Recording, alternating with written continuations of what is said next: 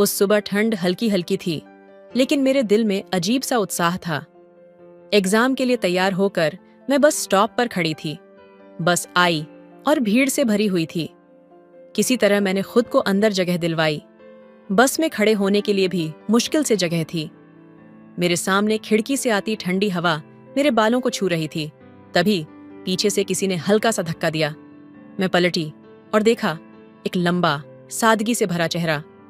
उसकी आंखें गहरी और मुस्कुराहट में एक अजीब सी कशिश थी। वह थोड़ा झिझका और बोला, सॉरी, जगह कम है, शायद आपको असुविधा हो रही हो। मैंने धीरे से कहा, कोई बात नहीं। लेकिन मेरे शब्द मेरे दिल की धड़कन से तेज नहीं थे, बस हिलती रही और हर बार भीड़ में वह थोड़ा और करीब आता गया। प्लीज दोस्तों, मेरे चैनल पर नए होंगे तो सब्सक्राइब कर लीजिएगा। तो चलिए कहानी सुनाते हैं। एक जगह बस अचानक रुक गई और मैं अपना संतुलन खो बैठी। गिरने ही वाली थी कि उसने मेरे कंधे को थाम लिया। उसकी उंगलियों का स्पर्श ऐसा था जैसे समय थम गया हो। उसने मेरी ओर देखा और पूछा, आप ठीक हैं? मैंने हाँ में सिर हिलाया, पर मेरी नजरें उससे हट नहीं पाईं। पूरे सफर के दौरान उसने मुझसे बार बार पूछा कि क्या मैं आराम से खड़ी हूं। उसकी आवाज में एक सुकून था। जब मेरा स्टॉप आया तो मैं उतरी। उसने भी बस से उतरते हुए कहा, आपके साथ बात करने का मौका नहीं मिला, लेकिन उम्मीद है कि फिर कभी मिलेंगे। मैं कुछ कह पाती इससे पहले बस चल पड़ी। उसकी आंखों में एक सवाल था और मेरे दिल में उसका जवाब। परीक्षा तो जैसे तैसे दी, लेकिन मन उस अनजान मुसाफिर में उलझा रहा। मैं सोचती रही, क्या वह भी मेरे बारे में सोच रहा होगा? क्या यह सिर्फ एक संयोग था या कुछ और? कई दिनों बाद जब मैं उसी स्टॉप पर खड़ी थी, वही मुस्कुराता हुआ चेहरा फिर दिखा। इस बार उसने झिझके बिना कहा, क्या आपके साथ बस में सफर करने की अनुमति मिलेगी? और उस दिन से हमारी कहानी शुरू हुई। उस भीड़ भरी बस में हम दोनों ने अपनी अलग सी दुनिया बसा ली। अब हर सफर में हमें मंजिल से ज्यादा साथ की परवाह होती थी। प्यार बस यूं ही शुरू हो जाता है, एक अनजानी मुलाकात, और फिर दिल की गहराई तक पहुंचता हुआ। उस दिन से हमारी मुलाकातें बस तक सीमित नहीं रहीं। हर सुबह वह मेरा इंतजार करता। जैसे ही मैं स्टॉप पर पहुंचती, उसकी आंखों की चमक बढ़ जाती। उसकी मुस्कान के पीछे का वो अनकहा प्यार धीरे धीरे मेरे दिल में जगह बना रहा था। एक दिन जब बस भीड़ से खाली थी, उसने धीरे से कहा, दिव्या, क्या मैं कुछ पूछ सकता हूं? मैंने चौंक कर उसकी ओर देखा। उसने अपनी उंगलियों से सीट के कोने को पकड़ा हुआ था, जैसे शब्द कहने में भी वह खुद को संभालने की कोशिश कर रहा हो। क्या आपको मुझसे मिलकर अच्छा लगता है? मेरे होंठों से जवाब नहीं निकल सका, लेकिन मेरी आंखों ने शायद सब कह दिया। वह मुस्कुराया और बोला, मैं हर सुबह तुम्हें देखकर जिंदा महसूस करता हूं। क्या तुम्हें कभी ऐसा नहीं लगता कि कुछ बातें बस कह दी जानी चाहिए? उसकी आवाज में इतनी गहराई थी कि मैं खुद को रोक नहीं पाई। मैंने धीरे से कहा, हाँ, मुझे भी लगता है। शायद तुमने मेरे दिल की बात कह दी। उस दिन से हम सिर्फ मुसाफिर नहीं रहे, बल्कि हमारी रूहें एक दूसरे को तलाशने लगीं। कभी कभी वह मेरे बालों से उड़ते गुलाब के खुशबू का जिक्र करता, तो कभी मेरे हंसने की वजह पूछता। हर बातचीत में उसकी आंखों की गहराई मुझे और डुबो देती। एक शाम जब हम दोनों बारिश से भीगते हुए बस स्टॉप पर खड़े थे, उसने अचानक मेरा हाथ पकड़ लिया। उसकी उंगलियों का स्पर्श मेरे पूरे वजूद को महसूस करा रहा था। उसने धीरे से कहा, दिव्या, मैं तुम्हें इस ठंडी बारिश में भीगते देख नहीं सकता। तुम्हारे साथ बिताए हर पल ने मुझे यह समझा दिया है कि तुम मेरे जीवन की सबसे खूबसूरत वजह हो। उसकी बातों में इतनी सच्चाई और गर्मजोशी थी कि शीर्षक अनकही धड़कनें, मैं अपनी आंखों से टपकते आंसुओं को रोक नहीं पाई। मैंने उसके हाथों को और कसकर थाम लिया और कहा, तुम्हारे बिना ये बारिश सिर्फ बूंदों की बेमानी सीढ़ियां हैं, लेकिन तुम्हारे साथ ये एक गीत है जो हमारी कहानी लिख रहा है। उस दिन पहली बार उसने मुझे अपने पास खींचा। हम बारिश में एक दूसरे के इतने करीब थे कि हमारी धड़कनें भी एक हो गईं। वह मेरे माथे को छूते हुए बोला, तुम्हारी खुशबू, तुम्हारी धड़कन, सब कुछ मेरे होने को मायने देता है। उस पल ने हमें हमेशा के लिए बदल दिया। अब हमारा रिश्ता शब्दों से परे था। उसकी बाहों में मैं खुद को ऐसा महसूस करती थी जैसे मैं किसी कविता का हिस्सा हूं, जिसे सिर्फ उसने लिखा हो। हमारी कहानी बस यहीं खत्म नहीं हुई। वह हर सुबह मेरे चेहरे पर मुस्कान लाने के लिए नई वजह ढूंढता और मैं उसकी आंखों में खुद को बार बार खो देती। कुछ रिश्ते किस्मत से बनते हैं, लेकिन उनका गहराई में उतरना उस प्यार की कहानी बनाता है जिसे पूरी दुनिया याद रखती है। बारिश में वो पहली मुलाकात हमारी कहानी का नया अध्याय बन गई। अब हम बस मुसाफिर नहीं थे। हमारे बीच जो जुड़ाव था वह शब्दों और स्पर्श से परे था। हर सुबह वह मुझे लेने आता और हर शाम मुझे छोड़ने के बहाने ढूंढता। उसके साथ बिताया हर पल ऐसा लगता जैसे वक्त रुक सा गया हो। एक दिन उसने मुझे एक खूबसूरत झील के पास मिलने बुलाया। मैं वहां पहुंची तो देखा वह एक बेंच पर बैठा था, हाथ में एक छोटा सा बक्सा पकड़े। उसकी आंखों में वह गहराई थी जिसने मेरे दिल की धड़कनों को और तेज कर दिया। मैंने धीरे से पूछा, क्या बात है, कुछ खास? उसने मुस्कुराते हुए मेरी तरफ देखा और कहा, दिव्या, जब से तुम मेरी जिंदगी में आई हो, मैं हर दिन तुम्हारे साथ बिताए लम्हों को एक किताब में लिखने जैसा महसूस करता हूँ। लेकिन कुछ बातें किताबों में नहीं लिखी जा सकती, वे सिर्फ दिल में बसी रहती हैं। वह खड़ा हुआ और मेरे करीब आया। उसका हर कदम जैसे मेरी सांसों को बांध रहा था। उसने बक्सा खोला जिसमें एक खूबसूरत पेंडेंट था। उसने मेरी ओर देखा और कहा, यह सिर्फ एक पेंडेंट नहीं है, ये मेरे दिल की आवाज है। मैं चाहता हूं कि इसे पहनकर तुम हर पल महसूस करो कि मैं तुम्हारे साथ हूं। मेरी आंखें नम हो गईं। मैंने उसकी ओर देखा और कहा, तुम्हारे साथ होने का एहसास इस दुनिया की सबसे खूबसूरत चीज है। तुम्हारे बिना ये पेंडेंट भी बेमानी लगता। उसने मेरे गले में पेंडेंट पहनाया। उसकी उंगलियां मेरी त्वचा को छू रही थीं और उस पल में जैसे पूरी दुनिया थम गई। उसने मेरे माथे को चूमा और कहा, दिव्या, मेरी जिंदगी का हर लम्हा अब तुम्हारे नाम है। तुम्हारे बिना मैं अधूरा हूं। उसकी बातों में ऐसा जादू था कि मैं खुद को रोक नहीं सकी। मैंने उसके चेहरे को अपने हाथों में लिया और कहा, तुम सिर्फ मेरे जीवन का हिस्सा नहीं हो, तुम मेरी आत्मा हो। तुम्हारे बिना मैं नहीं हूं। उस रात हम दोनों झील के किनारे बैठकर घंटों बात करते रहे। चांदनी की रोशनी में जब उसने मेरा हाथ पकड़ा तो ऐसा लगा जैसे हमारी रूहें एक दूसरे से वादा कर रही हों, हमेशा साथ रहने का। दिन बीतते गए और हमारा प्यार हर दिन और गहरा होता गया। हर स्पर्श, हर मुस्कान, हर नजर जैसे हमारी कहानी में एक नई कविता जोड़ रही थी। जब वह मुझे अपनी बाहों में समेटता तो ऐसा लगता जैसे मैं पूरी दुनिया को पा चुकी हूं। एक दिन उसने मुझसे कहा, दिव्या, मैं चाहता हूं कि हम इस कहानी को एक ऐसा नाम दें जिसे ये दुनिया हमेशा याद रखे। मैंने उसकी आंखों में देखा और कहा, हमारी कहानी का नाम पहले से है, रूह का सफर। क्योंकि हमारा प्यार सिर्फ इस दुनिया तक सीमित नहीं है, यह हमारी रूहों का बंधन है जो अनंत तक चलेगा। उस दिन उसने मुझे अपनी बाहों में लिया और हम दोनों ने चांद की रोशनी में यह वादा किया, हमारा प्यार हर सांस में जिंदा रहेगा, हर जीवन में साथ रहेगा। कुछ कहानियां सिर्फ जिया नहीं जाती, वे समय और स्थान से परे एक अमर गीत बन जाती हैं जो रूहों को जोड़ती हैं। हमारी कहानी भी ऐसी ही थी, एक रूहानी सफर जो कभी खत्म नहीं होगा। वो दिन जैसे हमारी आत्माओं को बांधने का एक संकेत था। हर मुलाकात के साथ हमारे दिलों की धड़कनें और तेज हो जातीं। हमारी बातें अब शब्दों से परे हो चुकी थीं।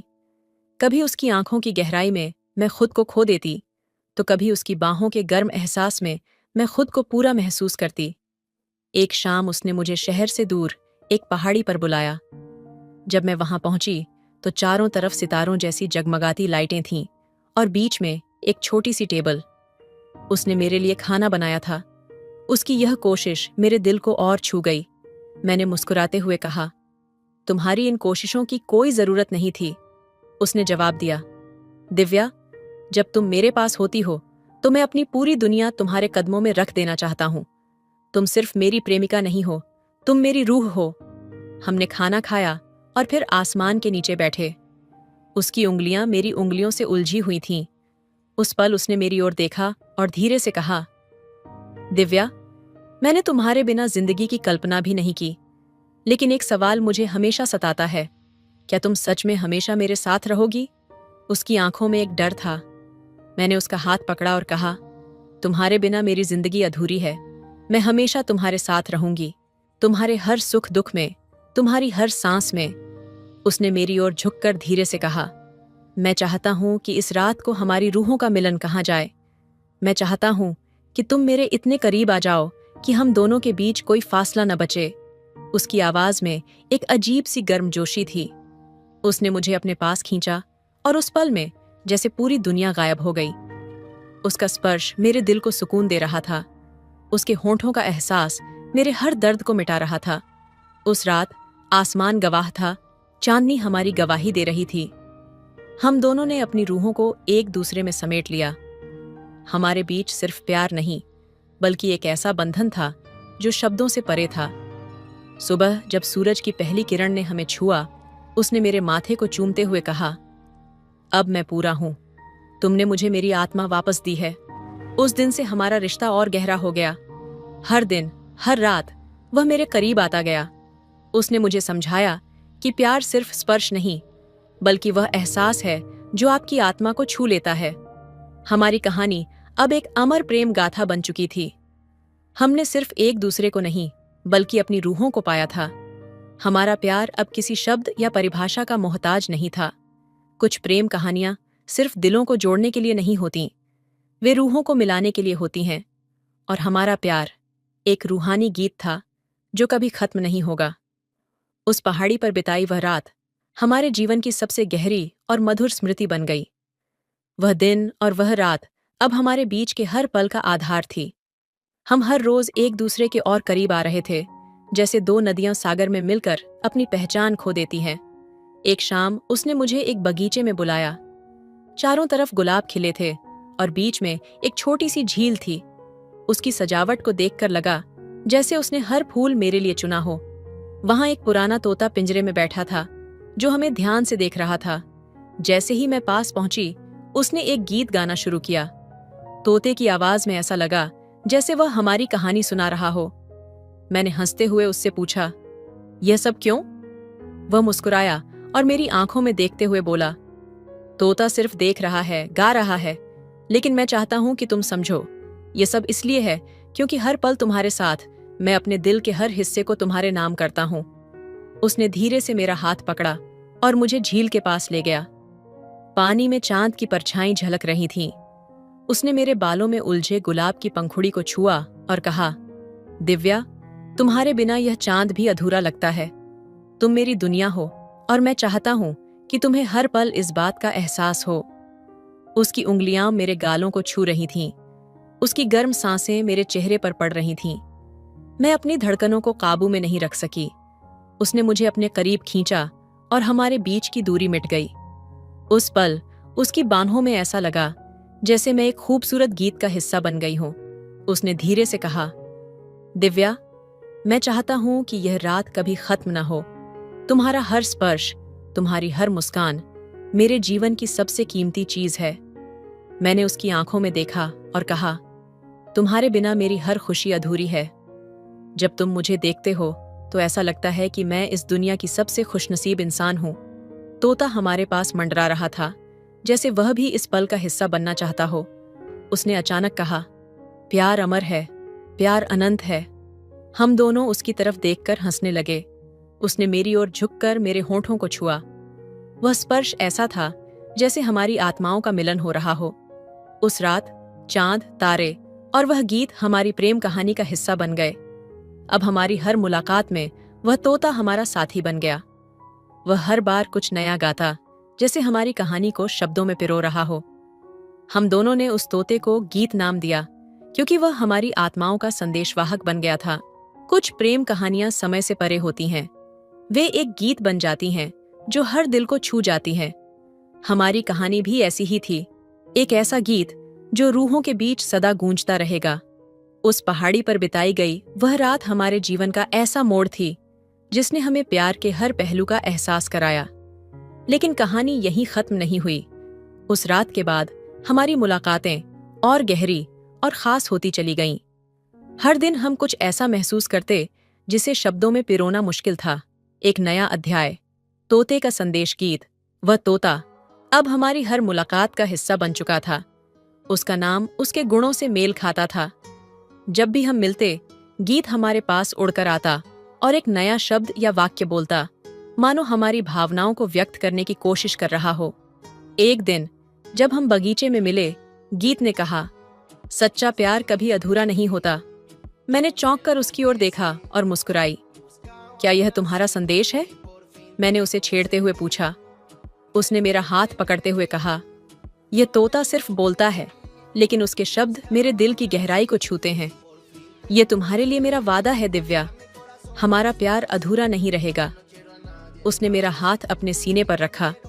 उसकी धड़कनें तेज थीं और मेरी सांसें धीमी पड़ गईं। उस पल में हम दोनों ने महसूस किया कि हमारा प्यार किसी और चीज से परे था। ये सिर्फ शारीरिक आकर्षण या शब्दों का खेल नहीं था। ये आत्माओं का बंधन था, अनजाने डर और दिल का साहस। हालांकि हमारा प्यार दिन ब दिन गहरा होता जा रहा था, लेकिन मेरे दिल में एक अनजाना डर भी बढ़ रहा था। क्या यह खुशी हमेशा के लिए रहेगी? क्या हमारी यह कहानी इतनी ही खूबसूरती से चलती रहेगी? मैंने एक दिन उससे पूछा, क्या तुम्हें कभी डर नहीं लगता कि हम यह सब खो सकते हैं? उसने मेरी आंखों में देखते हुए कहा, डर केवल तब आता है जब प्यार कमजोर हो। हमारा प्यार इतना मजबूत है कि किसी भी डर के लिए इसमें जगह नहीं। उसने अपनी उंगलियों से मेरे गालों को छुआ और कहा, तुम्हारे बिना मैं अधूरा हूं, लेकिन अगर तुम्हें किसी दिन मुझसे दूर जाना पड़ा तो भी मैं हमेशा तुम्हारे प्यार को अपने भीतर संजो कर रखूंगा। तुम्हारा हर स्पर्श, हर मुस्कान मेरी आत्मा का हिस्सा बन चुका है। उसकी ये बातें मुझे भीतर तक छू गईं। मैंने खुद से वादा किया कि मैं उसके साथ हमेशा रहूंगी, चाहे परिस्थिति कैसी भी हो। प्रेम का प्रस्ताव एक दिन उसने मुझे झील के पास बुलाया। ये वही जगह थी जहां हमने पहली बार अपने दिल की बात कही थी। जैसे ही मैं वहां पहुंची, मैं चौंक गई। झील के चारों ओर मोमबत्तियों की रोशनी थी और फूलों की खुशबू हवा में घुली हुई थी। वह घुटने पर बैठा, हाथ में एक छोटी सी अंगूठी ली हुए। उसने कहा, दिव्या, मैंने इस जीवन में जितनी भी चीजें महसूस की हैं, उनमें सबसे सच्चा एहसास तुम्हारे प्यार का है। तुम मेरी दुनिया हो, मेरी रूह हो। क्या तुम मेरी जीवन संगिनी बनोगी? मेरी आंखों से आंसू बहने लगे। मैंने हाँ में सिर हिलाया और कहा, मैं हमेशा तुम्हारे साथ रहूंगी। तुमने मेरी जिंदगी को वो खुशी दी है जिसे मैं शब्दों में बयां नहीं कर सकती। उसने अंगूठी पहनाई और मुझे अपनी बाहों में भर लिया। गीत, वह तोता, आसमान में उड़कर बोलने लगा, सच्चा प्यार कभी हारता नहीं। हमने साथ में एक नया जीवन शुरू किया। हर दिन हमारे लिए एक नई शुरुआत थी। हम दोनों ने मिलकर अपनी एक छोटी सी दुनिया बसाई, जिसमें सिर्फ प्यार, सम्मान और एक दूसरे के लिए गहरी समझ थी। हमारी कहानी सिर्फ हमारे लिए नहीं थी, ये उन सभी के लिए एक संदेश थी जो प्यार पर विश्वास करते हैं। हमारा रिश्ता यह सिखाता था कि सच्चा प्यार सिर्फ भावनाओं तक सीमित नहीं होता, ये आत्माओं का बंधन होता है जो किसी भी परिस्थिति में नहीं टूटता। हर कहानी का अंत जरूरी नहीं होता। कुछ कहानियां रूहों के बंधन के रूप में अनंत तक चलती हैं, और हमारी कहानी, प्रेम का अनंत गीत, हमेशा उन दिलों में गूंजती रहेगी जो सच्चे प्यार पर विश्वास करते हैं। सच्चा प्रेम सिर्फ दिलों को नहीं, आत्माओं को जोड़ता है। यह हर डर और बाधा को पार कर अनंत तक जीवित रहता है। प्रेम वह गीत है जिसे हर दिल सुन सकता है, पर गा वही सकता है जो सच्चे मन से प्रेम करता है। प्यार कभी मांगता नहीं, ये सिर्फ देता है, और जब आत्मा से आत्मा मिलती है तो प्रेम अमर हो जाता है। सच्चा प्यार उन लम्हों में नहीं जीता जो आंखों से देखे जाते हैं, बल्कि उन एहसासों में बसता है जो दिल से महसूस किए जाते हैं। प्रेम तब पूर्ण होता है जब एक दूसरे की कमजोरियों को समझकर उन्हें ताकत बना दिया जाए। प्रेम का सबसे बड़ा उपहार यह है कि ये हमें खुद को भूलकर किसी और में खो जाने का साहस देता है। सच्चा प्यार शब्दों का मोहताज नहीं होता, ये स्पर्श, मुस्कान और आत्मा की गहराई में झलकता है। प्रेम वह जादू है जो दो आत्माओं को एक साथ बांध देता है और उन्हें अनंत तक एक बना देता है। जब प्रेम सच्चा होता है तो यह हर दर्द को मिटा देता है और हर खुशी को कई गुना बढ़ा देता है। प्यार वह एहसास है जो समय और सीमाओं से परे होता है। यह जीवन के हर क्षण को अनमोल बना देता है। सच्चा प्रेम कभी खत्म नहीं होता। यह आत्माओं का वह रिश्ता है जो समय के बंधनों को पार कर अनंत तक चलता है। तो दोस्तों, आपको यह कहानी कैसी लगी कमेंट करके जरूर बताएं। मिलते हैं अगली कहानी में, तब तक अपना ख्याल रखिए। धन्यवाद। हेलो दोस्तों, स्वागत है आपका हमारे YouTube चैनल पर। दोस्तों, आज की कहानी बहुत ही अच्छी है। प्लीज दोस्तों, कहानी को लास्ट तक सुनिएगा। यदि मेरे चैनल पर पहली बार आए होंगे तो प्लीज मेरे चैनल को भी सब्सक्राइब कर लीजिएगा। तो चलिए जल्दी से कहानी सुनाते हैं आपको।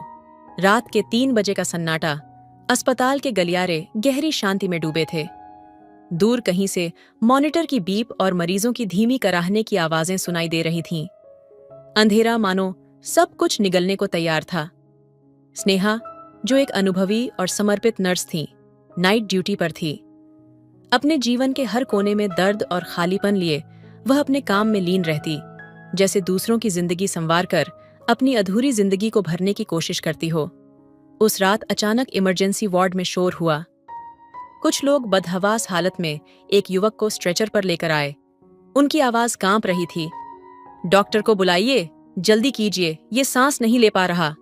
स्नेहा ने बिना एक पल गंवाए स्ट्रेचर के पास जाकर मुआयना किया। युवक का चेहरा पीला पड़ चुका था, होंठ नीले हो गए थे और उसकी सांसें टूट रही थीं। वह समझ गई कि स्थिति गंभीर है। अपने अनुभव और संवेदनशीलता के साथ उसने फौरन इंजेक्शन तैयार किया।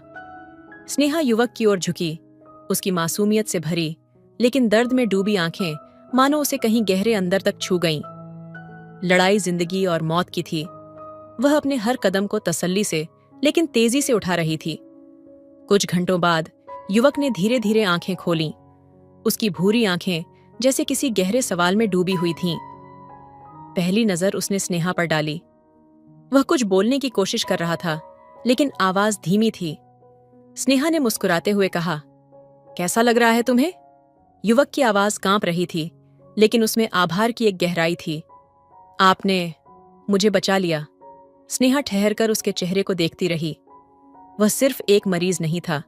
उसकी आंखों में कुछ ऐसा था जो स्नेहा को उसकी अपनी अधूरी कहानी की याद दिला रहा था। समय के साथ युवक का स्वास्थ्य सुधरने लगा। जब भी स्नेहा उसके इलाज के लिए आती, उसकी नजरें स्नेहा की आंखों से हटती ही नहीं थीं।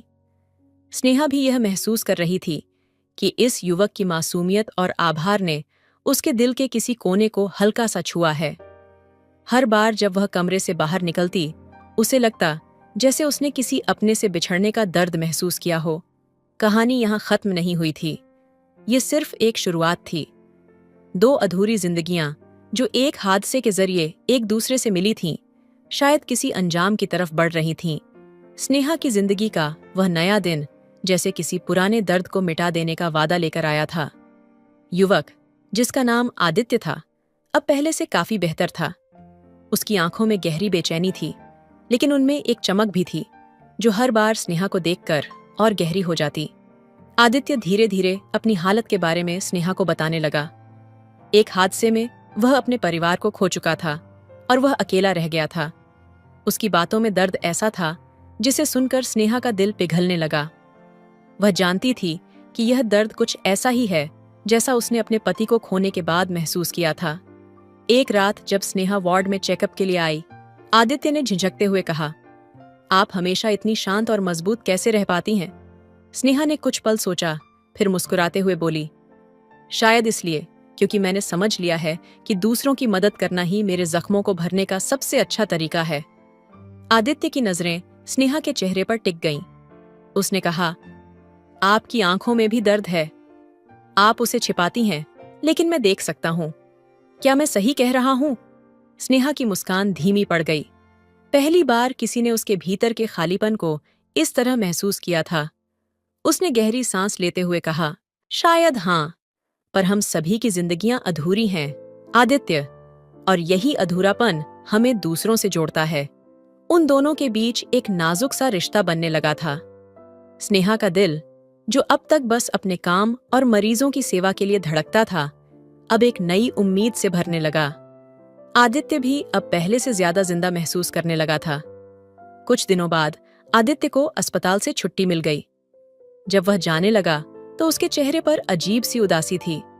स्नेहा ने उसकी फाइल पकड़ते हुए हल्की मुस्कान से कहा, अब तुम बिल्कुल ठीक हो, बस अपना ध्यान रखना। आदित्य ने रुककर कहा, क्या मैं कभी आपको फिर से देख पाऊंगा? स्नेहा की आंखों में एक अजीब सा संकोच था। उसने धीरे से कहा, शायद। जिंदगी बहुत अजीब है आदित्य, ये हमें वहीं ले जाती है जहां हमें होना चाहिए। आदित्य ने उसे एक गहरी नजरों से देखा और चला गया। स्नेहा वहीं खड़ी रही, जैसे उसने किसी अपने को फिर से खो दिया हो। स्नेहा ने सोचा कि आदित्य बस एक मरीज था, लेकिन उसकी जिंदगी में अब एक खालीपन लौट आया था। एक रात जब वह अस्पताल की बालकनी में खड़ी थी, ठंडी हवा के बीच उसने अपने दिल की धड़कनों को आदित्य की यादों में उलझा पाया। कुछ हफ्ते बीत गए। एक शाम जब स्नेहा अस्पताल से निकलने को तैयार थी, उसने मुख्य दरवाजे पर आदित्य को खड़ा पाया। उसके हाथ में एक छोटा सा गुलाब था। मैंने सोचा, अगर जिंदगी हमें वहीं ले जाती है जहां हमें होना चाहिए, तो शायद मुझे यहीं होना चाहिए, आदित्य ने कहा। स्नेहा की आंखों में आंसू आ गए। इतने सालों में पहली बार उसने खुद को फिर से महसूस किया। वह चुपचाप खड़ी रही और आदित्य ने उसका हाथ थाम लिया। दोनों की आंखों में एक अधूरी जिंदगी पूरी होने की उम्मीद चमक उठी, और उसी पल जैसे जिंदगी ने उन्हें एक नई शुरुआत का मौका दिया। स्नेहा और आदित्य के बीच जो अनकहा रिश्ता पनप रहा था, वह किसी वसंत की तरह धीरे धीरे खिलने लगा। आदित्य अस्पताल से छुट्टी पाकर घर चला गया था, लेकिन स्नेहा का ख्याल उसके साथ हर जगह था। वह हर दिन उन पलों को याद करता जब स्नेहा ने न केवल उसकी जान बचाई थी, बल्कि उसकी टूटती हुई उम्मीदों को भी सहारा दिया था। स्नेहा के लिए भी आदित्य महज एक मरीज नहीं था। वह उन अनगिनत रातों में जब वह अकेले अपने कमरे में बैठी होती, आदित्य की मुस्कान और उसकी आंखों में झलकती कृतज्ञता को याद करती। वह खुद से सवाल करती, क्या यह सही है? क्या मेरी जिंदगी में अब भी प्यार के लिए कोई जगह हो सकती है? कई हफ्ते बीत गए। स्नेहा ने सोचा था कि आदित्य अब अपनी जिंदगी में व्यस्त हो चुका होगा, लेकिन एक शाम जब अस्पताल के गेट पर उसकी ड्यूटी खत्म हुई, उसने देखा कि आदित्य वहीं खड़ा है। हल्की ठंड थी और आदित्य के हाथों में एक छोटा सा लिफाफा था। स्नेहा कुछ पल के लिए ठिठक गई। तुम यहाँ क्यों आए हो आदित्य? उसने हल्की फटकार के साथ पूछा, लेकिन उसकी आवाज में अपनापन था। आदित्य ने हिचकिचाते हुए कहा, बस आपको यह देने आया था। उसने लिफाफा स्नेहा की ओर बढ़ा दिया। स्नेहा ने चौंकते हुए लिफाफा खोला। उसमें एक पन्ना था जिस पर आदित्य ने अपने मन की हर बात लिखी थी। कैसे उसने स्नेहा में न केवल एक नर्स बल्कि अपनी जिंदगी की रोशनी देखी थी। उसने लिखा था, आपने मुझे सिर्फ मौत के मुंह से नहीं निकाला, बल्कि मुझे जीने का नया मकसद दिया। मुझे नहीं पता ये प्यार है या आभार, लेकिन आपके बिना मेरी जिंदगी अधूरी लगती है। स्नेहा ने धीरे से पन्ना मोड़कर अपनी मुट्ठी में दबा लिया। वह आदित्य की आंखों में देख रही थी और पहली बार उसने खुद को कमजोर महसूस किया। आदित्य, ये सही नहीं है। मैं तुमसे उम्र में बड़ी हूं। मेरी जिंदगी के हिस्से में बहुत कुछ ऐसा है जो तुम्हें कभी समझ नहीं आएगा। आदित्य ने एक गहरी सांस ली। जिंदगी को सही और गलत में बांटना इतना आसान नहीं है स्नेहा। मैं बस यह जानता हूं कि जब मैं आपके साथ होता हूं तो मुझे लगता है मैं फिर से जिंदा हूं। स्नेहा ने कुछ नहीं कहा। वह चुपचाप अपनी गाड़ी की ओर बढ़ गई। लेकिन उस रात वह सो नहीं पाई। आदित्य के शब्द, उसकी मासूमियत और उसकी आंखों में झलकती सच्चाई ने स्नेहा के दिल की दीवारों को हिला दिया था। अगले कुछ दिनों में स्नेहा ने आदित्य से दूरी बनाए रखने की कोशिश की, लेकिन उसका दिल बार बार उसे वही सवाल पूछता रहा, क्या मैं भी प्यार के काबिल हूं? एक दिन जब स्नेहा अस्पताल की बालकनी में अकेली खड़ी थी, आदित्य ने पीछे से आकर कहा, आप मुझसे डर रही हैं स्नेहा? स्नेहा पलटी और आदित्य की आंखों में देखने लगी। मैं खुद से डर रही हूं आदित्य। आदित्य ने धीरे से उसका हाथ पकड़ लिया। क्या हम दोनों का दर्द एक दूसरे का सहारा नहीं बन सकता? स्नेहा की आंखों में आंसू थे। उसने आदित्य का हाथ नहीं छोड़ा। उस पल उसे लगा कि वह पहली बार अपने दिल की आवाज सुन रही थी। वह पहली बार खुद को अपनी जवानी के उस दौर में खड़ा महसूस कर रही थी जहां प्यार ने कभी उसके दरवाजे पर दस्तक दी थी।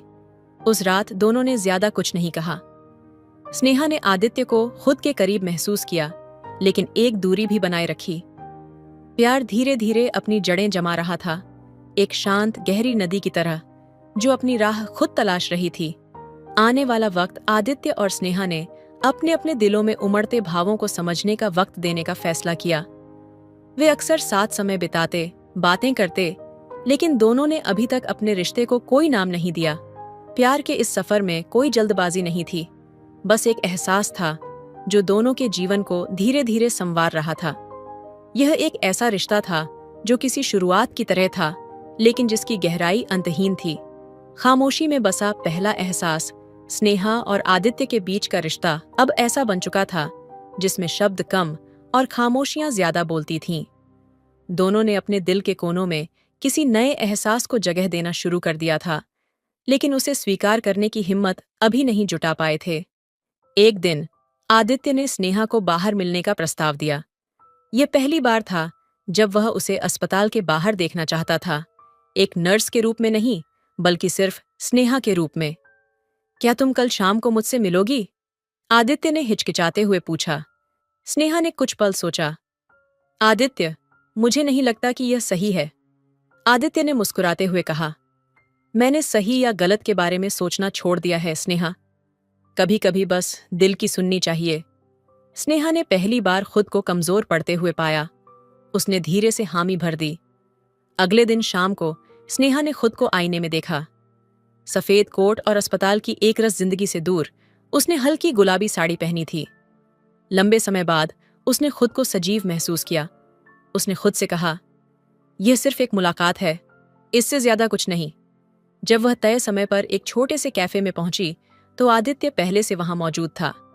वह नीली शर्ट और जीन्स में था और उसकी आंखों में वही मासूम चमक थी। स्नेहा को देखकर उसकी नजरें ठहर गईं। आप बहुत सुंदर लग रही हैं, आदित्य ने कहा। स्नेहा मुस्कुरा दी।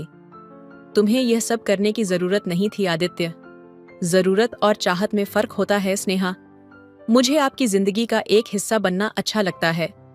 दोनों ने कैफे के एक कोने में बैठकर बातें करनी शुरू की। आदित्य ने अपनी जिंदगी के वो हिस्से साझा किए जिन्हें उसने अब तक किसी से नहीं कहा था। अपना बचपन, अपने सपने और वह अकेलापन जिसने उसे तोड़ दिया था। स्नेहा ने भी अपने बारे में बताया, अपने पति के साथ बिताए खूबसूरत पल और फिर वह हादसा जिसने उसे अकेला छोड़ दिया। उनकी बातें न तो दुखी थीं न ही खुश, वे बस सच्ची थीं। दो जिंदगियां जो टूटकर बिखर गई थीं, अब एक दूसरे की दरारों को भरने की कोशिश कर रही थीं। कैफे से बाहर निकलते हुए ठंडी हवा चल रही थी। स्नेहा के कंधे पर साड़ी का पल्लू उड़ने लगा। आदित्य ने हल्के से पल्लू को थाम लिया। आपको ठंड लग जाएगी, उसने कहा। स्नेहा ने पहली बार उसके हाथ को इतने करीब महसूस किया। उसकी हथेलियां गर्म और मजबूत थीं। उसने अपनी नजरें झुका लीं, लेकिन उसका दिल जोर जोर से धड़कने लगा। कुछ कदम चलने के बाद आदित्य ने झिझकते हुए कहा, स्नेहा, क्या मैं कुछ पूछ सकता हूं? स्नेहा रुक गई।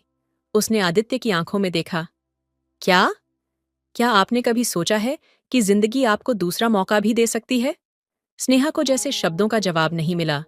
उसने हल्के से कहा, दूसरे मौके अक्सर डराते हैं आदित्य। आदित्य ने गंभीरता से कहा, पर कभी कभी डर के उस पार ही तो असली जिंदगी होती है। उस रात दोनों ने ज्यादा कुछ नहीं कहा, लेकिन जब स्नेहा घर लौटी तो वह अपने भीतर एक नया एहसास लेकर लौटी थी। जैसे उसकी जवानी, जो जिम्मेदारियों और अकेलेपन के नीचे दब गई थी, फिर से पहली बार किसी की बातों में खिलखिलाने लगी हो। आदित्य और स्नेहा की मुलाकातें अब ज्यादा होने लगीं। दोनों ने अपने बीच के फर्क को महसूस किया, लेकिन उसे प्यार की राह में बाधा बनने नहीं दिया। यह रिश्ता न तो किसी जल्दबाजी का था और न ही किसी जोर जबरदस्ती का। यह एक नदी की तरह था जो अपने रास्ते पर धीरे धीरे बह रही थी।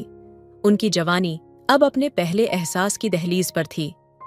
एक ऐसा प्यार जो न केवल उनके दिलों को बल्कि उनके टूटे हुए हिस्सों को भी जोड़ रहा था। इस कहानी से हमें कई महत्वपूर्ण शिक्षा और सुविचार मिलते हैं जो हमारे जीवन में गहरी समझ और संवेदनशीलता को बढ़ाते हैं। कुछ सुविचार इस प्रकार हैं। कभी कभी हमें अपने डर को पार करना होता है, क्योंकि असली जिंदगी वहीं होती है जहां हमारी सीमाएं खत्म होती हैं। यह हमें बताता है कि डर हमारे सबसे बड़े दुश्मन की तरह होता है और उसे पार करने से ही हम अपने सच्चे उद्देश्यों और खुशियों को पा सकते हैं। हर रिश्ते की शुरुआत दिल से होती है और जब हम दिल से जुड़ते हैं तो उस रिश्ते में सच्चाई और समझ होती है। ये शिक्षा हमें यह बताती है कि रिश्ते का आधार सच्चाई और समझ होती है, न कि केवल बाहरी रूप या शर्तें। जब हम दूसरों के दर्द को समझते हैं तो हम खुद को भी समझने लगते हैं। इस विचार से यह स्पष्ट होता है कि दूसरों की मदद करते हुए हम अपनी कमजोरी और ताकत दोनों को समझते हैं, जिससे आत्म साक्षात्कार और सहानुभूति का विकास होता है। जीवन के सबसे सुंदर पल उन छोटे छोटे एहसासों में छुपे होते हैं जिन्हें हम नजरअंदाज कर देते हैं। यह हमें यह सिखाता है कि जीवन की सच्ची खुशियां और गहरी संवेदनाएं अक्सर साधारण और सरल क्षणों में होती हैं, जिन्हें हम व्यस्तता के कारण छोड़ देते हैं। सच्चा प्यार किसी आदर्श की तलाश नहीं करता, वह बस एक दूसरे के जख्मों को समझकर उन्हें भरने का प्रयास करता है। यह हमें सिखाता है कि प्यार का अर्थ किसी परफेक्ट साथी की तलाश नहीं, बल्कि एक दूसरे के दर्द और भावनाओं को समझकर सहारा देना है। जब हमें अपनी जिंदगी में दूसरे मौके मिलते हैं तो हमें उनका स्वागत करना चाहिए, क्योंकि वे हमें नए अध्याय की ओर ले जाते हैं। यह विचार यह बताता है कि हमें जीवन के हर नए मौके को गले लगाना चाहिए, क्योंकि वे हमारी व्यक्तिगत वृद्धि और आत्मनिर्भरता की दिशा में मार्गदर्शन करते हैं। इन सुविचारों के माध्यम से हम यह समझ सकते हैं कि जीवन में सच्चाई, समझ, संवेदनशीलता और साहस सबसे महत्वपूर्ण है, और इन्हीं गुणों से हम अपने रिश्तों और खुद की दुनिया को सशक्त बना सकते हैं। तो दोस्तों, आपको यह कहानी कैसी लगी, कमेंट करके जरूर बताइए। मेरी 35 साल की कुंवारी बहन कई साल बाद घर आई थी। शादी में दिलचस्पी न होने की वजह से पापा से लड़ाई झगड़ा करके जॉब करने दूसरे शहर चली गई थी। तब से वह वहीं पर रह रही थी। उसके आने के बाद से वह हमेशा मेरे आसपास घूमती रहती। एक दिन जब मम्मी पापा घर पर नहीं थे, तब मैंने कपड़े पहनते वक्त मेरी जीन्स की चैन गलत जगह पर अटक गई। तब दीदी मेरी मदद के लिए आई, लेकिन उसके बाद उसका अजीब तरह से मुझे अनचाहे जगहों पर छूना शुरू हो गया था। वह बोली, तुम तो अभी 16 साल के हो, फिर तुम्हारा हिसाब किताब तो बहुत बड़ा, तुम तो बहुत बड़े हो गए हो। ऐसा बड़बड़ाते हुए दीदी ने मेरा देखा। हेलो दोस्तों, स्वागत है आपका हमारे YouTube चैनल पर। प्लीज दोस्तों, आपसे विनती है कि मेरी चैनल को सब्सक्राइब कर लीजिएगा। तो चलिए कहानी सुनाते हैं। मेरा नाम राहुल है, मैं 10th क्लास में पढ़ता हूँ। कुछ समय पहले मेरी दीदी रिया कई सालों बाद हमारे घर आई थीं। वो 30 साल की थीं और अभी तक उनकी शादी नहीं हुई थी। मेरे मम्मी पापा दोनों जॉब करते थे, इसलिए दोपहर को जब मैं स्कूल से घर लौटता तो घर पर मेरी देखभाल करने वाला कोई नहीं होता। शायद यही वजह थी कि पापा ने दीदी को हमारे साथ रहने के लिए बुला लिया था। जब दीदी घर आईं तो उन्होंने मुझे देखते ही गले लगा लिया और कहा, राहुल, तुम तो कितने बड़े हो गए हो। उनका मेरे साथ होना बहुत अच्छा लग रहा था। उन्होंने मेरे कमरे में रहना शुरू कर दिया और मैंने खुशी खुशी अपना कमरा उनके साथ शेयर किया। दोपहर को स्कूल से लौटने पर दीदी मेरे हाथ से बैग लेती, खाना परोसती और मेरा हर ख्याल रखती। मुझे ये सब बहुत अच्छा लगता। पर दीदी के आने का एक और कारण था, जिसके बारे में मैंने पहले कभी नहीं सोचा था। करीब 1 महीने पहले मुझे थायराइड का पता चला था। मेरी कम उम्र में ही इस बीमारी ने मुझे कमजोर बना दिया था। हर दिन मुझे एंटी थायराइड इंजेक्शन लेना पड़ता था और इसके लिए घर पर एक मेल नर्स आता था। नर्स करण हर दिन दोपहर में आता। उसकी उम्र करीब 25-26 साल रही होगी। उसकी बातों और उसकी आंखों में एक अजीब सी गहराई थी। जब करण आता तो दीदी अक्सर उसे चुपचाप देखती रहती। मैं इस बात को ज्यादा तवज्जो नहीं देता था, लेकिन धीरे धीरे मुझे महसूस हुआ कि दीदी करण के बारे में कुछ छिपा रही हैं। एक रात की बात है, मैं अपने कमरे में सो रहा था और अचानक मेरी नींद खुली। मैंने देखा कि दीदी खिड़की के पास खड़ी थीं और किसी से फोन पर धीमी आवाज में बात कर रही थीं। उनके चेहरे पर चिंता और बेचैनी साफ नजर आ रही थी। मैंने उनकी बातें सुनने की कोशिश की, लेकिन वह धीरे से बोली, ये बात राहुल को नहीं पता चलनी चाहिए। जो हुआ वो बहुत गलत था। मेरा दिल तेजी से धड़कने लगा। मैंने करवट बदलकर सोने का नाटक किया, लेकिन अब मेरे मन में सवालों का तूफान उठ चुका था। आखिर दीदी मुझसे क्या छिपा रही थीं? करण के साथ उनका क्या रिश्ता था? और ऐसा क्या हुआ था जिसे मुझे नहीं जानना चाहिए? अगले दिन मैंने दीदी की हर हरकत पर ध्यान देना शुरू किया। करण जब आया तो दीदी की नजरें उससे मिलने के बजाय झुक गईं। और उस दिन करण के जाने के बाद मैंने दीदी के कमरे में एक कागज का टुकड़ा पाया। उस पर सिर्फ एक ही लाइन लिखी थी, सच बाहर आ गया तो सब खत्म हो जाएगा। अब यह सिर्फ एक कागज का टुकड़ा नहीं था, ये मेरी जिंदगी में एक ऐसे राज का दरवाजा खोलने वाला था जिसे जानने के बाद सब कुछ बदल सकता था। आखिर दीदी और करण का क्या सच था? क्या यह सच मेरी जिंदगी पर कोई असर डालने वाला था, या यह सिर्फ एक गलत फहमी थी? कमरे से बाहर निकलते ही मैंने देखा कि घर के हॉल में हल्की सी रोशनी जल रही थी। मैं धीमे कदमों से उस ओर बढ़ा। मेरी सांसें तेज हो रही थीं और हर कदम के साथ मेरा दिल जोरों से धड़कने लगा। जब मैंने हॉल में झांका तो दीदी वहां खिड़की के पास खड़ी थीं। वह किसी चीज को देख रही थीं, लेकिन उनका चेहरा तनावग्रस्त और गंभीर था। उनके हाथ में एक डायरी थी जो शायद उन्होंने हमारे स्टडी रूम से उठाई थी। मैंने धीमे से उनसे पूछा, दीदी, इतनी रात गए आप यहाँ क्या कर रही हैं? मेरी आवाज सुनते ही वह चौंक गईं और जल्दी से डायरी को पीछे छुपाने की कोशिश करने लगीं। उनके चेहरे पर एक डर और झिझक साफ झलक रही थी। मैंने आगे बढ़कर पूछा, आपके पास ये डायरी क्यों है और आप इतनी परेशान क्यों दिख रही हैं? उन्होंने थोड़ा रुककर कहा, कुछ नहीं, बस नींद नहीं आ रही थी तो यहां आ गई। तुम जाओ और सो जाओ। लेकिन उनके शब्दों से ज्यादा उनके हाव भाव बोल रहे थे। मुझे समझ आ गया था कि कुछ गड़बड़ है। मैंने हिम्मत जुटाकर कहा, दीदी, अगर कुछ परेशानी है तो आप मुझसे कह सकती हैं। मैंने आपकी रातों के अजीब व्यवहार को भी नोटिस किया है। कृपया मुझे सच बताइए। उन्होंने मेरी ओर देखा और उनकी आंखों में आंसू भर आए। थोड़ी देर चुप रहने के बाद उन्होंने कहा, यह सच है कि मैं ठीक नहीं हूं, लेकिन मैं तुम्हें कुछ बताने से डर रही हूं। मैंने उनका हाथ पकड़ा और कहा, आप मुझ पर भरोसा कर सकती हैं। कुछ देर बाद उन्होंने धीरे धीरे अपनी बात शुरू की। उन्होंने बताया कि वह पिछले कुछ समय से किसी मानसिक तनाव से जूझ रही थीं। उन पर एक भारी दबाव था जो वह किसी से साझा नहीं कर पा रही थीं। उनका रातों का व्यवहार इसी मानसिक स्थिति का नतीजा था। उन्होंने कहा, यह डायरी हमारी माँ की है। इसमें उनकी पुरानी बातें लिखी हैं जो मुझे परेशान कर रही हैं। माँ ने अपने संघर्ष और दुखों के बारे में लिखा है जो शायद मैं कभी समझ नहीं पाई। अब वह बातें मुझे डराने लगी हैं। मैंने उनकी बातों को ध्यान से सुना और महसूस किया कि दीदी को मेरी मदद की जरूरत है। मैंने उनसे वादा किया कि हम इस समस्या का समाधान मिलकर ढूंढेंगे। चारों ओर नजर दौड़ाई तो दीदी को मम्मी पापा के कमरे के बाहर खड़ा पाया। वो हल्के से दरवाजे की ओर झांक रही थीं। मैं सोच में पड़ गया, वो ऐसा क्यों कर रही हैं? मन में सवाल उठने लगा। मैंने उनके पास जाने की सोची, लेकिन तभी वो पलटकर मेरे कमरे की ओर आ गईं। अगर मुझे देख लेती तो शायद उन्हें लगता कि मैं उनका पीछा कर रहा हूं। इसलिए मैं चुपचाप अपनी जगह लौट आया और सोने का नाटक करने लगा। थोड़ी देर बाद दीदी भी कमरे में आईं। वो चुपचाप अपनी जगह पर लेट गईं, लेकिन उनका व्यवहार अजीब लग रहा था। वो मेरे पास आईं और बड़े प्यार से मेरे सिर पर हाथ फेरने लगीं। उनका ये अनकहा स्नेह मुझे थोड़ा असमंजस में डाल रहा था, लेकिन उनके चेहरे पर एक बेचैनी थी, जैसे वो खुद भी किसी उलझन में हों। अगले दिन दोपहर को घर में सिर्फ हम दोनों ही थे। दीदी मुझे पढ़ाई करा रही थीं। मैंने उनकी खूबसूरती की तारीफ करते हुए सहजता से पूछा, दीदी, तुम इतनी सुंदर हो, फिर भी तुम्हारी शादी क्यों नहीं हुई? दीदी ने मुस्कुराते हुए कहा, पहले मुझे लगता था कि शादी बस एक जिम्मेदारी है, लेकिन अब लगता है किसी का साथ होना जरूरी है। पर अब मेरी उम्र इतनी हो गई है कि सही जोड़ीदार मिलना मुश्किल हो गया है।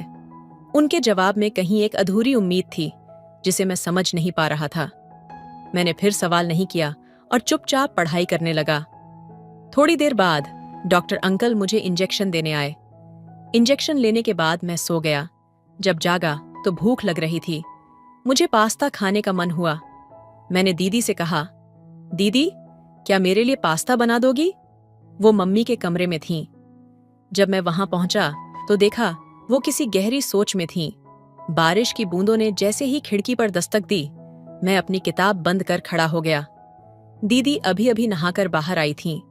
उनके गीले बाल और हल्के गुलाबी गाउन ने कमरे को एक अलग सी महक और चमक से भर दिया। वह अपने आप को शीशे में देखकर मुस्कुरा रही थीं, जैसे वह कोई पुरानी यादों में खो गई हो। मैं बाहर खड़ा सोच रहा था कि वह इतने ध्यान से क्या देख रही हैं। मेरी भूख अब नियंत्रण से बाहर हो रही थी और मैं कमरे के अंदर चला गया। अरे राहुल, उठ गए? बताओ, कैसी लग रही हूं? दीदी ने हंसते हुए पूछा।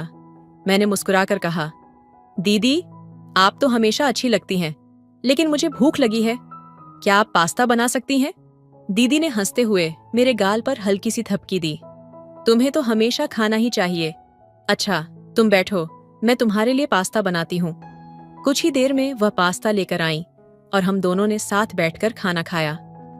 उस रात मैंने महसूस किया कि दीदी के चेहरे पर एक अनकही दुविधा थी, जो शायद उनकी मुस्कान के पीछे छिपी थी।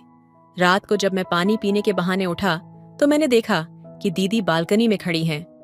मैं चुपचाप उनके पास गया और पूछा, क्या बात है दीदी, आप इतनी चुप क्यों हैं? उन्होंने हल्की मुस्कान के साथ कहा, राहुल, क्या तुम्हें लगता है कि मुझे अब शादी कर लेनी चाहिए? यह सवाल अचानक था। मैं कुछ देर सोचता रहा, फिर कहा, दीदी, शादी सिर्फ एक निर्णय नहीं, बल्कि एक भावना है। जब आपको लगे कि आपका साथी आपके जीवन को और बेहतर बना सकता है, तब वही सही समय होगा। दीदी ने मेरी बात ध्यान से सुनी और उनकी आंखों में एक अलग सी चमक थी। वह मुस्कुराई और कहा, तुम बड़े हो गए हो राहुल, शायद अब तुम समझने लगे हो। उस पल में मुझे महसूस हुआ कि रिश्तों का मतलब केवल सामाजिक परंपराएं नहीं, बल्कि आपसी समझ और भावनात्मक जुड़ाव है। उस रात हमने बहुत सारी बातें की और एक दूसरे को और बेहतर समझा। राहुल के लिए उसका घर हमेशा एक सुरक्षित जगह थी, लेकिन एक दिन उसने एक ऐसी चीज देखी जिसे वह कभी नहीं भूल पाया। वह कमरे में अकेला था और अचानक मम्मी पापा के बीच एक बेहद प्यारी बातचीत ने उसे यह सोचने पर मजबूर कर दिया कि प्यार क्या होता है। उसने देखा कि मम्मी पापा एक दूसरे के करीब थे और यह प्यार का एहसास उसे गहरे से छू गया। लेकिन उस दिन के बाद कुछ बदलने लगा। राहुल की बड़ी बहन दीदी ने अचानक अपने कपड़े बदले और खुद को ज्यादा सजी धजी हुआ महसूस करने लगी। वह जानता था कि दीदी के मन में कुछ अलग था और उसे महसूस हुआ कि अब दीदी को खुद से ज्यादा समझने की जरूरत थी। कुछ दिन बाद राहुल ने एक दिन दीदी से पूछा, क्या तुम्हें भी किसी के साथ अपना जीवन बिताने की इच्छा होती है? दीदी ने उसकी बात को महसूस किया और उसकी आंखों में आंसू थे। वह धीरे से बोली, तुम्हारी समझदारी ने मुझे चौंका दिया राहुल। मैं सोच रही थी कि तुम छोटे हो, लेकिन अब समझ आई कि तुम बहुत बड़े हो गए हो। वह दिन दीदी और राहुल के रिश्ते में एक नई समझ और गहरे संबंध की शुरुआत थी। दीदी ने राहुल को बहुत ही समझदारी से सिखाया कि प्यार केवल शारीरिक संबंध नहीं होता, बल्कि यह एक गहरी भावना होती है जिसे सिर्फ समझने और महसूस करने की जरूरत होती है। राहुल ने महसूस किया कि रिश्ते और भावनाएं समय के साथ बदलती हैं और इसके साथ खुद को भी समझना जरूरी है। राहुल की गर्मी की छुट्टियां शुरू हो चुकी थीं, लेकिन मम्मी पापा अपनी ट्रिप पर गए हुए थे और घर में सिर्फ वह और दीदी अकेले थे। एक दिन दीदी ने उसे बताया, राहुल, तुम्हारे लिए मैंने गोलगप्पे बनाए हैं। वह उसके साथ बैठकर उसे गोलगप्पे खिला रही थी और राहुल धीरे धीरे समझने लगा कि प्यार की सबसे खूबसूरत बात यह है कि वह बिना शर्त होता है। दीदी ने राहुल से कहा, तुम बड़े हो गए हो, अब तुम मेरे लिए और भी खास हो। समय के साथ राहुल ने महसूस किया कि प्यार सिर्फ एक व्यक्ति से नहीं, बल्कि पूरे परिवार से होता है। रिश्तों का सही एहसास उसे समझ में आने लगा। लेकिन फिर एक दिन राहुल अचानक बीमार हो गया और उसे अस्पताल में भर्ती करवा लिया गया। डॉक्टरों ने बताया कि उसे एक मानसिक स्थिति का सामना करना पड़ा है, जिसमें उसने अपनी कल्पनाओं में एक अलग दुनिया बनाई। यह उसके अंदर चल रहे तनाव और भावनाओं का परिणाम था, क्योंकि वह कभी भी खुद से अपने परिवार के साथ पर्याप्त समय नहीं बिता पाया था। जब राहुल आईसीयू से बाहर आया तो मम्मी पापा ने उसे और उसकी भावनाओं को समझने की पूरी कोशिश की। दीदी भी उसके पास आई और माफी मांगी। वह बोली, राहुल, मैं तुम्हारी देखभाल करना चाहती थी, लेकिन कभी अपनी दुनिया में खो गई। तुम्हारी वजह से ही मुझे सही रास्ता मिला। इस घटना के बाद राहुल और उसके परिवार ने यह समझा कि एक स्वस्थ और प्यार भरा रिश्ता केवल तब बनता है जब हम एक दूसरे से बात करते हैं, समय बिताते हैं और एक दूसरे के भावनाओं को समझते हैं। प्यार सिर्फ प्रेमी प्रेमिका के बीच का नहीं होता, ये परिवार के हर सदस्य के बीच भी होता है। संदेश: रिश्ते समय और समझदारी से मजबूत होते हैं। बच्चों को प्यार और ध्यान देना न केवल उनका मानसिक और भावनात्मक विकास करता है, बल्कि यह परिवार के हर सदस्य को एक दूसरे से जुड़ने का एक नया तरीका भी देता है। बिल्कुल, बच्चों को सच्चे प्यार और ध्यान की जरूरत होती है ताकि वे आत्मविश्वास और समर्पण के साथ बड़े हों। जब परिवार में प्यार और समर्थन का माहौल होता है, तो बच्चों में सुरक्षित और स्थिर होने का एहसास होता है। यही नहीं, यह रिश्तों में समझदारी और आपसी विश्वास को भी मजबूत करता है, जिससे परिवार के सदस्य एक दूसरे के करीब आते हैं और एक दूसरे के साथ खुशहाल जीवन जीते हैं। इस प्रकार परिवार का हर सदस्य अपनी भूमिका निभाता है, चाहे वह माता-पिता हों या बच्चे। रिश्तों में सामंजस्य बनाए रखने के लिए एक दूसरे के विचारों, भावनाओं और जरूरतों को समझना बेहद जरूरी होता है। जब हर सदस्य दूसरे की स्थिति को समझने की कोशिश करता है, तो यह न केवल रिश्तों को मजबूत करता है, बल्कि परिवार के भीतर एक गहरी और स्थायी समझ भी बनती है। जब परिवार के सदस्य एक दूसरे की भावनाओं का सम्मान करते हैं और खुले दिल से संवाद करते हैं, तो यह उन्हें मानसिक रूप से सशक्त बनाता है। बच्चों को यह सिखाना कि वे अपने विचार और भावनाएं स्वतंत्र रूप से व्यक्त कर सकते हैं, एक ऐसा वातावरण उत्पन्न करता है जहां वे आत्मनिर्भर और जिम्मेदार बनते हैं। यही वह समय होता है जब परिवार के रिश्ते और भी मजबूत हो जाते हैं, क्योंकि हर कोई एक दूसरे की मदद करने को तैयार रहता है। इसके साथ ही परिवार के साथ बिताए गए समय का महत्व भी बढ़ता है। छोटे छोटे पल जैसे एक साथ खाना खाना, खेल खेलना या बस बातों में समय बिताना रिश्तों को और गहरा बनाता है। ये छोटे छोटे पल परिवार के बीच एक मजबूत बंधन की तरह काम करते हैं, जो कठिन समय में भी एक दूसरे को सहारा देने का जरिया बनते हैं। जब परिवार में प्यार, समझदारी और समय की कीमत होती है, तो कोई भी बाहरी चुनौती उसे कमजोर नहीं कर सकती। इस तरह से परिवार का हर सदस्य अपने जीवन की हर दिशा में समृद्ध होता है और रिश्ते भी लगातार और मजबूती से आगे बढ़ते हैं। तो दोस्तों, आपको यह कहानी कैसी लगी कमेंट करके जरूर बताएं। मिलते हैं अगली कहानी में। तब तक अपना ख्याल रखिए। धन्यवाद। ठंड की रात और अंकल जी की मदद। सर्दियों की एक कड़ाके की रात थी। चारों ओर घना कोहरा और बर्फीली हवा का शोर था। मैं तब सिर्फ 16 साल की थी और हमारे गांव का तापमान हिमांक से नीचे जा चुका था। घर के सभी सदस्य सो चुके थे। मैं अपने कमरे में अकेले सोने की कोशिश कर रही थी, लेकिन ठंड इतनी अधिक थी कि मेरे हाथ पैर सुन्न हो गए थे। रजाई ओढ़ने के बाद भी ऐसा लग रहा था जैसे ठंड की सुइयां मेरे शरीर को चुभ रही हों। मैं कांपते हुए अपने बिस्तर से उठी और रसोई की ओर गर्म पानी या कुछ और खोजने के लिए चली, लेकिन वहां भी ठंड का ही साम्राज्य था। तभी मेरे दिमाग में ख्याल आया कि अंकल जी का कमरा पास में है और उनकी रजाई हमेशा गर्म होती है। डरते डरते मैं उनके कमरे की ओर बढ़ी। दरवाजा हल्का सा खटखटाया। भीतर से धीमी आवाज में "आ जाओ" सुनाई दी। मैं कांपते हुए अंदर गई और कहा, "अंकल जी, मुझे बहुत ठंड लग रही है। मेरे हाथ पैर सुन्न हो रहे हैं।" अंकल जी ने तुरंत अपनी रजाई का एक हिस्सा उठाया और मुझे उसमें बुला लिया। उनकी रजाई के भीतर का माहौल गर्म और राहत देने वाला था। उन्होंने मुझसे कहा, "डर मत, सब ठीक हो जाएगा, गर्म हो जाओगी।" उन्होंने मेरे हाथ पैर रगड़कर गर्म करने की कोशिश की। धीरे धीरे मुझे ठंड से राहत मिलने लगी। उनकी मदद और देखभाल ने मुझे उस रात एक नई सीख दी। अपने प्रियजनों की मदद करना और सहारा बनना कितनी बड़ी बात होती है। वह रात मेरे लिए सिर्फ ठंड से राहत पाने की नहीं, बल्कि यह महसूस करने की भी थी कि इंसानियत और सच्चे रिश्ते हर कठिनाई को आसान बना सकते हैं। अगली सुबह सूरज की पहली किरणों ने जब खिड़की से झांका, तो मैं एक नई ऊर्जा के साथ उठी। ठंड की वह रात मेरे लिए एक जीवन भर की याद बन गई। ठंड की रात और अंकल जी की देखभाल। जारी रजाई के भीतर धीरे धीरे ठंड से राहत मिल रही थी, लेकिन मेरा मन अभी भी अस्थिर था। मेरे कांपते हाथ पैर को देखकर अंकल जी ने धीरे से कहा, "बेटा, ठंड से घबराना नहीं चाहिए। ये बस कुछ समय की बात है।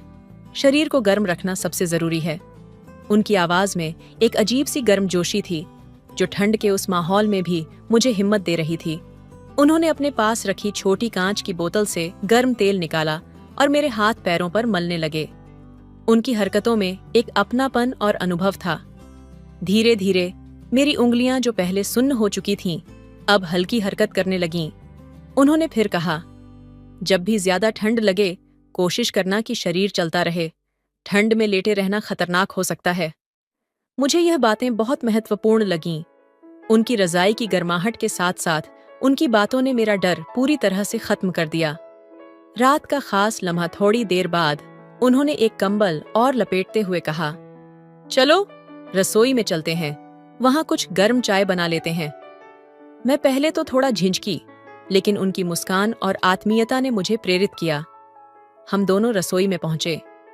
अंकल जी ने चूल्हे पर लकड़ियां जलाईं। आग की लपटें जैसे कमरे को रोशन कर रही थीं और मेरे भीतर नई ऊर्जा जगा रही थीं। उन्होंने अदरक और मसालों से भरी चाय बनाई और मेरे हाथ में एक कप थमाया। जब मैंने चाय का पहला घूंट लिया तो लगा जैसे ठंड पूरी तरह गायब हो गई हो। चाय के साथ उन्होंने मेरे बचपन की बातें छेड़ दीं। याद है जब तुम छोटी थी और पहली बार गांव आई थी? उस दिन भी तुम ठंड से कांप रही थी और मैंने तुम्हें अपनी जैकेट पहनाई थी। उनकी बात सुनकर मेरे होंठों पर मुस्कान आ गई। वह पल इतना खास था कि मुझे लगने लगा जैसे उस ठंड की रात ने हमें और करीब ला दिया हो। सुबह की नई शुरुआत उस रात के बाद मैं अपने कमरे में लौट आई, लेकिन अब ठंड का कोई डर नहीं था। सुबह जब उठी तो खिड़की से सूरज की किरणें कमरे में झांक रही थीं। मुझे लगा जैसे रात भर की ठंडक और अंधेरा अब खत्म हो चुका है। जब मैं अंकल जी के पास गई तो उन्होंने हंसते हुए पूछा, तो अब डरती हो ठंड से? मैंने मुस्कुराते हुए जवाब दिया, नहीं अंकल जी, आपकी मदद और प्यार ने सब कुछ आसान कर दिया।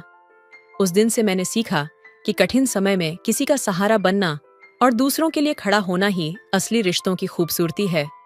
रसोई में चाय पीते हुए अंकल जी ने अचानक कहा, तुम जानती हो, ठंड जितनी बाहर होती है उससे ज्यादा कभी कभी हमारे भीतर घर कर जाती है। इसे दूर करने का एक ही तरीका है, प्यार और एक दूसरे का सहारा। उनकी बातों ने मेरे भीतर एक गहरा एहसास जगाया। चाय खत्म करने के बाद उन्होंने चूल्हे के पास रखे तवे पर गुड़ और अदरक के साथ गर्म रोटी बनाई। उस रोटी का हर टुकड़ा जैसे ठंड को पूरी तरह पिघला रहा था। ये खाओ बेटा, इससे तुम्हारे अंदर ताकत आएगी, उन्होंने कहा। उनकी आंखों में जो स्नेह था वह मुझे बहुत गहराई तक छू गया। रात के कुछ और पल रोटी खाने के बाद मैं फिर से उनके पास बैठ गई। ठंड से बचने के लिए हम दोनों रजाई में दुबक गए। इस बार माहौल और भी अलग था।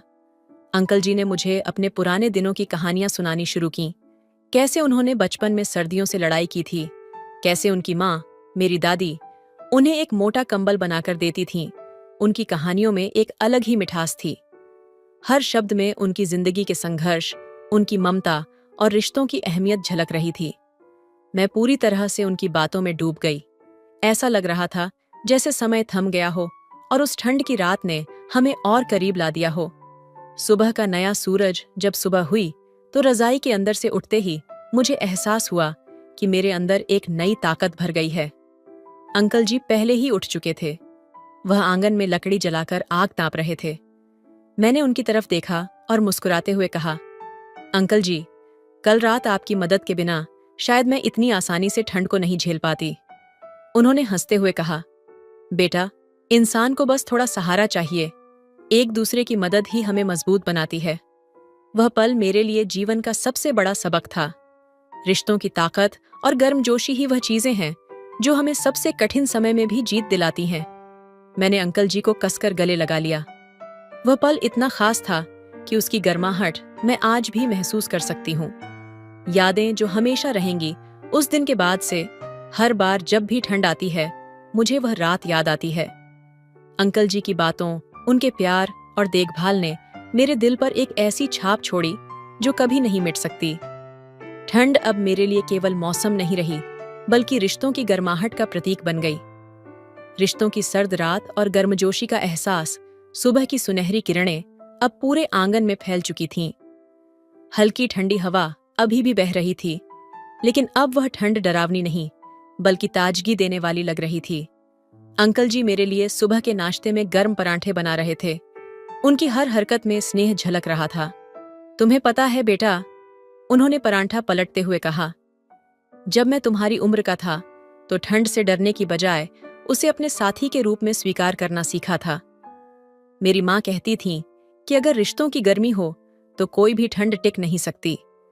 उनकी बात सुनते सुनते मेरी आंखों के सामने उनका संघर्ष और ममता का चेहरा उभरने लगा। उन्होंने अपने जीवन के हर कठिन पल को सहा, लेकिन अपने परिवार के लिए हमेशा एक मजबूत सहारा बने रहे। यादों का आईना नाश्ता करने के बाद मैं उनके पास बैठ गई। मैं देख सकती थी कि उनके चेहरे पर उम्र की लकीरें थीं, लेकिन उनकी आंखों में एक चमक थी, वह चमक जो अनुभव और प्यार से आती है। उन्होंने मुझे अपने बचपन के कुछ और किस्से सुनाए। जब मैं छोटा था, हमारे पास इतना भी नहीं होता था कि सर्दियों में सबके लिए रजाई बना सकें। माँ हमेशा खुद ठंड सहती और हमें रजाई में छुपा देती। उन्होंने हमें सिखाया कि अपने अपनों के लिए त्याग करना ही असली प्यार है। उनकी आवाज़ में एक गहराई थी जो मेरे दिल को छू रही थी। उनकी बातों से मुझे एहसास हुआ कि हर रिश्ते में सच्ची गर्मजोशी होती है, बस हमें उसे महसूस करना आना चाहिए। एक और ख़ास पल शाम को, जब सूरज ढलने लगा और ठंड फिर से बढ़ने लगी, तो अंकल जी ने मुझे आंगन में बुलाया। उन्होंने लकड़ियां जलाकर अलाव तैयार किया। हम दोनों अलाव के पास बैठे और उन्होंने कहा, देखो, यह आग ठंड को हराने का प्रतीक है। जीवन में जब भी ठंडे और कठिन समय आए तो इसी तरह रिश्तों और अपने भीतर की आग को जलाए रखना। यही तुम्हें आगे बढ़ने की ताकत देगा। उनकी यह बात मेरे दिल में कहीं गहराई तक बस गई। मैंने महसूस किया कि रिश्ते भी इसी आग की तरह होते हैं। अगर उन्हें ध्यान और प्यार से जलाए रखा जाए तो वे हमेशा रोशनी और गर्मी देते हैं। रिश्तों की अहमियत का सबक उस रात मैंने सोने से पहले अपनी डायरी निकाली और उसमें लिखा, ठंड की रातें हमें सिखाती हैं कि जीवन में गर्मजोशी कितनी जरूरी है। ये गर्मजोशी केवल आग से नहीं, बल्कि अपने अपनों के साथ बिताए गए पलों से मिलती है। अंकल जी की बातों और उनके साथ बिताए गए उस समय ने मुझे रिश्तों की असली ताकत का एहसास कराया।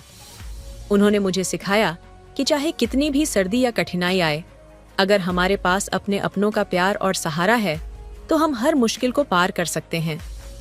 संवेदनशीलता और रिश्तों की बुनियाद अलाव की आग धीरे धीरे बुझने लगी थी, लेकिन उस रात अंकल जी की बातें मेरे मन में गहराई तक जल रही थीं।